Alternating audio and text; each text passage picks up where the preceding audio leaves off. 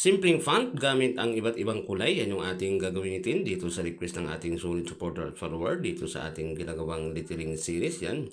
At ang nag-request po ay si Esau Hatiko. Ayan lots, andun na request mo at siya po ay from Valenzuela. At yan yung kanyang request. At ang ating napiling kulay para sa kanyang request ay iba't ibang kulay naman. Para may iba naman po. Ayan Lord, sana makita mo ito. Sana panood mo at magustuhan mo. Tuloy mo i-share mo na rin po para mas marami makapanood na ating ginagawang video tulad ng request mo. At sa mga gusto mag-request ay comment lamang kayo sa baba at sa kapating magawa lahat yan. At sa mga naka-request naman po ay paghintay lamang at pag-ibangan dito sa ating lettering series. At malay po ninyo, sa inyo na yung ating susunod na gagawin at hindi po imposible na magawa natin yan dahil tulad itong ating requester from Valenzuela ay ginagawa na natin sa kanya, kaya abangan nyo lamang po at promise gagawin natin yan.